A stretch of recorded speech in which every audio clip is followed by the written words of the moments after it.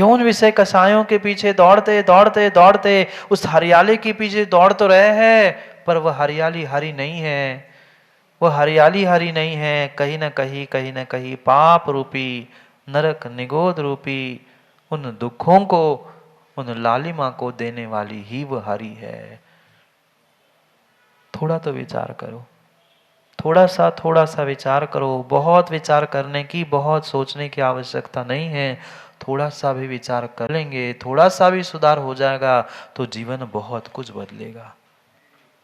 बहुत बदलने की आवश्यकता नहीं है, बहुत सुधारने की आवश्यकता नहीं है, बहुत सुधरने की भी आवश्यकता नहीं है। थोड़ा सा भी सुधार कर ले, एक कदम भी सुधार की ओर बढ़ाएंगे ना, तो पक्का मान लेना दूसरा कदम अपने आप आगे बढ़ जाएगा, अपने आप बढ़ जाएगा। कभी पैदल नहीं चले आप लोग, कभी पैदल नहीं चले आप लोग। एक कदम जैसे ही आगे रखते हो, पिछला कदम नहीं उठता। पहला कदम रखने की आवश्यकता है, जैसा ही उठाया वो कदम रखा, पिछला कदम उठता ही उठता है। भले ही पुनः आगे नहीं बढ़ना है तो पीछे रख दे, पर वह बिल्कुल पिछला कदम उठकर आगे बढ़ने के लिए तैयारी होता है। पर पहला कदम रखे तो, हम पहला कदम रखना ही नहीं चाहते, आगे ही नहीं बढ़ना चाहते। कैसे काम होगा, कैसे काम होगा, कैसे काम होगा? देखते देखते समय बीतता जा रहा है, देखते देखते समय बीतता जा रहा है। मेम साहब 4 महीने कुछ दिन हो गए, 4 महीने कुछ दिन हो गए। देखते देखते माँ जिंदगी भी कब निकल जाए कोई ठिकाना नहीं। देखते देखते जिंदगी कब कब कब समाप्त हो जाए कोई कोई कोई ठिकाना नहीं है। इसलिए आज तक जो पापों में उलझकर, विषयों में, कसायों में, भोगों में उलझकर आने वाले हमारे उस मोक्ष मार्ग के लिए, मोक्ष के लिए जो रेड सिग्नल, लाल सिग्नल हमने प्राप्त किया है, उसे पीला हरा करने का प्रयास करो। क्योंकि आज आपको कितने ही सुंदर ये भोग, कितनी ही सुंदर ये कषाय लग रही है, पर विश्वास मानना वह मात्र सूखने तक ही हरी होती है, सूखने तक ही हरी होती है। सूखने के बाद कभी देखा? निकलने से पहले मेहंदी रची, रचते समय तो वो हरी थी, जैसे ही रच जाती है, सूख जाती है, हाथों पर ही वह काली हो जाती है, और जब रंग लाती है तब लाल लाती है। जिसमें कालीमा और लालिमा है, जिसमें कालीमा और लालिमा है, ऐसे ही ये भोग है, ऐसे ही ये भोग है। लगते भले ही हमें सुंदर है, सुहावने हैं, पर जितने जितने जितने भोग भोगते जाओगे, उतना उतना उतना उतना विश्वास मानना, उतने ही काले, लाल, नीले, पीले पड़ते जाओगे। ये जो रूप मिला, ये रंग मिला, कोई काला, कोई गोरा, कोई कुछ, किसने दिया? ये आप ही के कर्म थे, आप ही के पुण्य पाप थे। जैसा जैसा आपने किया था, वैसा वैसा ही रंग तुम्हें शरीर का भी मिला। वह शरीर की लेशा द्रव्य लेशा हो, चाहे भाव लेशा हो, दोनों दोनों लेशा कहीं न कहीं तुम्हारी करतुती के निमित्त से ही मिले थे। बिलखता है व्यक्ति, चिल्लाता है, रोता है, पहुंचता है, महाराज जी हमसे ये क्या गलती हो गई, हमारे ही साथ ऐसा क्यों होता है, भगवान हमसे क्यों रूठे हैं?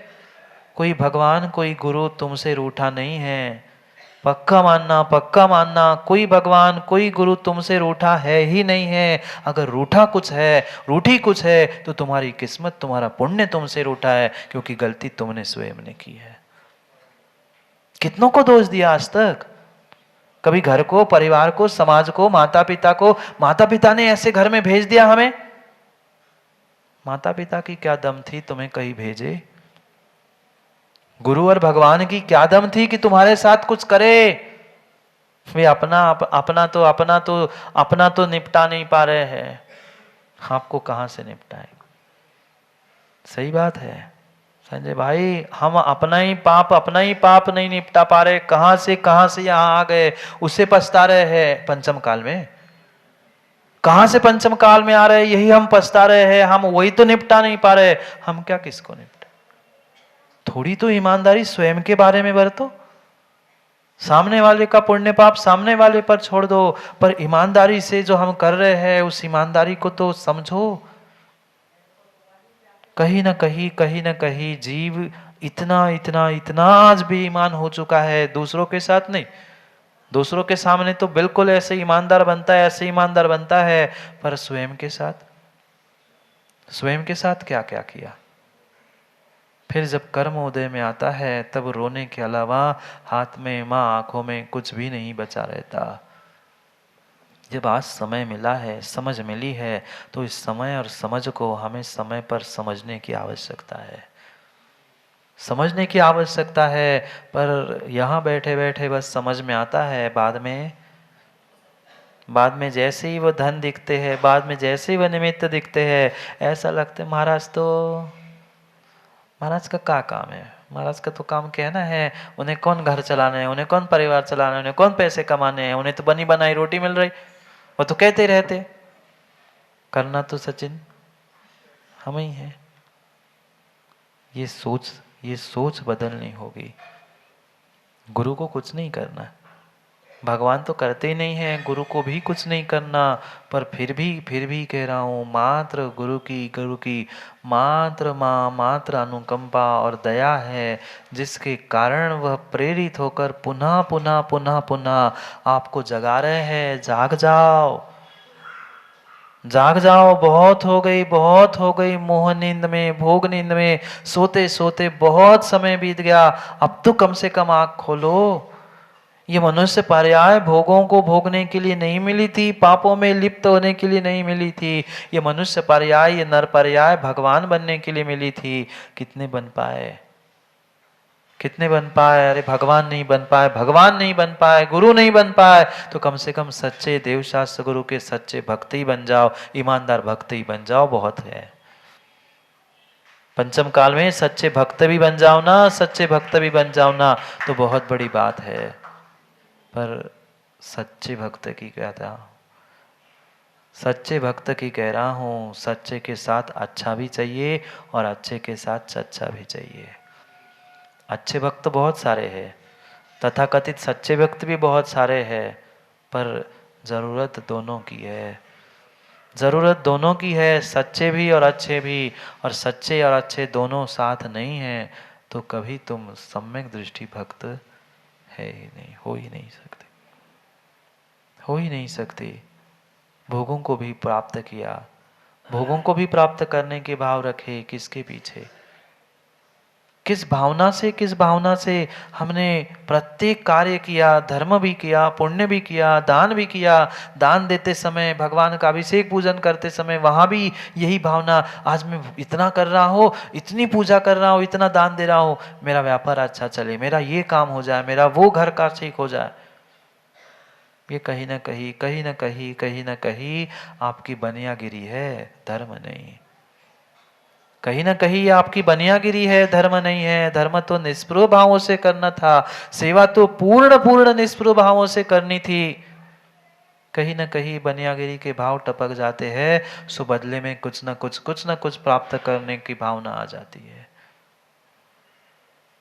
बनियागिरी मत करो, धर्म करो, सच्चे धर्म को प्राप्त कर लो, सच्चे धर्म को प्राप्त कर लो, क्योंकि धर्म के अलावा इस संसार में और कोई सगा साथी है ही नहीं, है ही नहीं है, है ही नहीं है। भगवान 24 घंटे मिल नहीं सकते, गुरु 12 महीने रह नहीं सकते। जिनवाणी भले ही घर में विराजमान क्यों ना हो, पर वह हमेशा हमेशा पढ़ने की, समझने की शक्ति भी बनी रहे, जरूरी नहीं है। पर भीतर का अगर धर्म तुम्हारे साथ है, भीतर का अगर वीतराग सच्चा धर्म अगर तुम्हारे साथ है, तो विश्वास मानना, जीवन में, संसार में कोई तुम्हारा बाल बाका नहीं कर सकता, नहीं कर सकता। और माना कि बाल बाका हो भी गया, तो सचिन यही सोचना कि पिछले कर्म का उदय है, मैंने किसी को कुछ बिगाड़ा था, इसलिए आज मेरे साथ ऐसा हो रहा है। किसी से बदला लेने की भावना मत रखना, मत रखना। कहीं ना कहीं यही भूल भटकते भटकते, घूमते घूमते हम इस संसार में अभी तक घूम रहे हैं, अभी तक घूम रहे हैं। पता नहीं कितने कितने कालों से घूम रहे, पहला, दूसरा, तीसरा, चौथा, पांचवा काल भी समाप्त होने को है। छठे काल में जाना है ना? जाना है ना? हाँ कह दो। नहीं जाना है तो हरकतों को सुधार लो, अपनी करतूती को सुधार लो, अपनी गलतियों को सुधार लो। बुरा नहीं मानना, पर परम सत्य है, हरकतें ही है, गलती ही है, कहीं न कहीं करतूती कमजोरी ही है जो हमें पंचम काल में लेके आई है। पंचम काल में आना मैंने शायद एक बार बताया था। मैंने एक बार बताया था, चौथे काल में शेर जी ये गाली थी, पंचम काल का मनुष्य बन जाओ। लक्ष्मण ने कहा था हम तो सभी पंचम ही काल के हैं। पंचम काल में आए हैं मतलब कितना घोर पाप, कितनी घोर गलती की होगी, और इतना करने के बाद भी अभी भी समझने पर सुधर नहीं पा रहे हैं।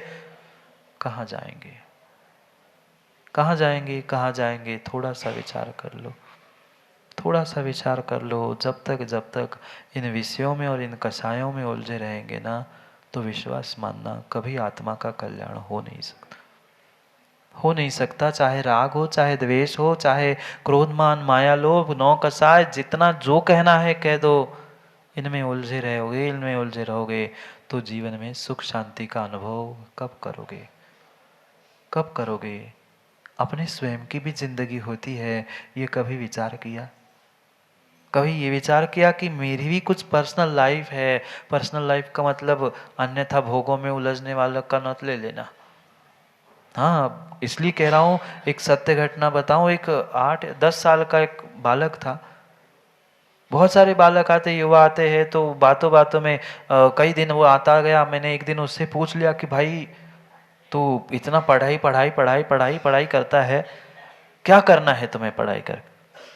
क्या है तुम्हारा आगे का टारगेट, क्या है, लक्ष्य क्या है, क्या तुम्हें करना है? माँ अधिक से अधिक 10 या 11 साल का वो बालक होगा।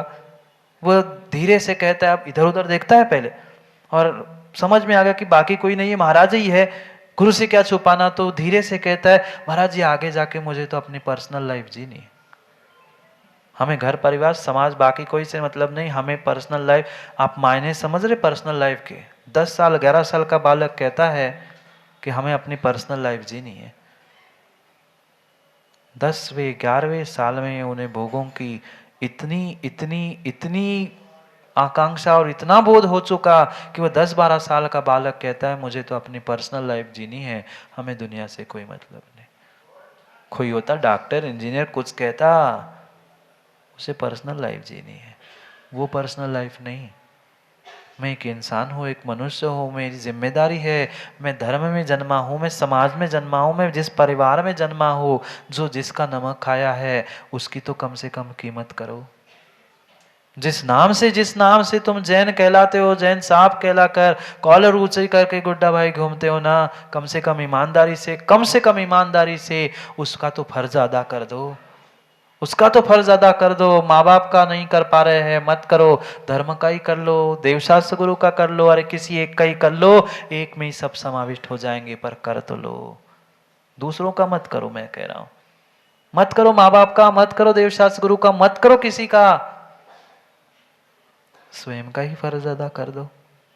ये मनुष्य पर्याय मिली थी, ये दुर्लभ दुर्लभ दुर्लभ मनुष्य पर्याय मिली थी। कहीं ना कहीं विश्वास मानो पुण्य का उदय था, पुण्य का उदय था, जिसके निमित्त से ऐसे खोटे पंचम काल में मनुष्य, जैन कुल, सच्चे देवशास्त्र गुरु, सब कुछ तो फ्री में मिला। उस मिले हुए अपने पिछले पुण्य का, बासे पुण्य का ही कम से कम फर्ज अदा कर दो कि छठे काल में जाने से अपने आप को बचा लो। मुझे कुछ नहीं चाहिए, हमें कुछ नहीं चाहिए, हमें कुछ नहीं चाहिए, हमें कुछ नहीं चाहिए, पर कम से कम जिस पुण्य के उदय से मनुष्य बने हो, जिस पुण्य के उदय से इस पंचम काल में भी मनुष्य जैन कुल में जन्मे हो ना, उस पुण्य का ही फर्ज अदा कर दो।